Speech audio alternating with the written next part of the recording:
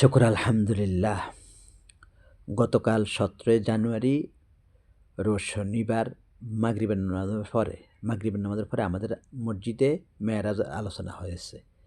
সেই আলোচনাতে আমাদের খতিব সাহেব আলোচনা করেছেন এবং তবরক বিতরণ করেছি আমরা ইমাম মুয়াজ্জিনের পক্ষ থেকে। আমরা কোনো হাদিয়া নিইনি।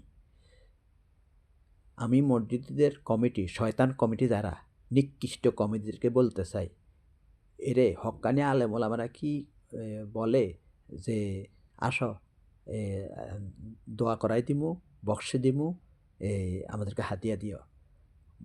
তোরাই না বাড়া করা, হুজুর দি দেওয়া, আকাম করস, হুকাম করস, অন্যায় করস, মসজিদের টাকা তুসরুপ করস, জিলাপি চুরি করস, সুযোগ পাইলে অনেক টাকা পয়সার মালিক, সহসভাপতি, কিন্তু জিলাপি চুরি করে নিয়ে যায়। বুঝছেন নি ভাইরা?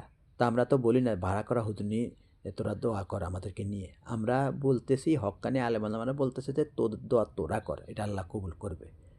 আমাদেরকে মসজিদ থেকে যে বেতন দেওয়া হয়, শুকর আলহামদুলিল্লাহ। তবে আমাদের নবীজি হাদিয়া গ্রহণ করেছে, কোনো সদকা, জাকাত, ফিতরার টাকা, সদকার টাকা গ্রহণ করেন নাই। তবে হাদিয়া দেওয়া ভালো, এটা আমাদের নবীজি বলে গেছেন, হাদিয়া দেওয়া উত্তম। হাদিয়া দিলে আলেম ওলামার সাথে সুসম্পর্ক তৈরি হয়। বিশেষ করে নিরীহ আলেম ওলামা যারা ইমাম মুয়াজ্জিন যারা আছে তাদেরকে অবশ্যই খোঁজখবর নেবেন, হাতিয়া দিবেন, বেশি বেশি সাধ্য অনুযায়ী হাতিয়া দিবেন। এটা ১০০ বার জায়েজ জায়েজ জায়েজ।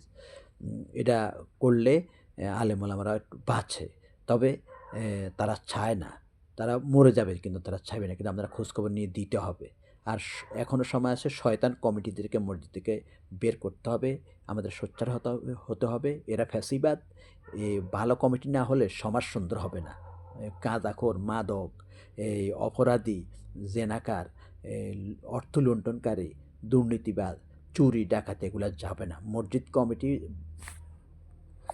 ভাইরা আমার, মসজিদ কমিটি ভালো হলে সব কিছুই দমন হবে, অপরাধ দমন হবে, সমাজটা ভালো হবে। এখনও সময় আছে, আপনারা সোচ্চার হন। আর শয়তান কমিটি থেকে মসজিদ থেকে সরান যারা জিলাপি চুরি করে।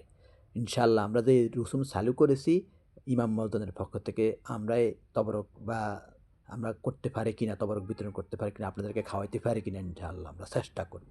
আসসালামু আলাইকুম।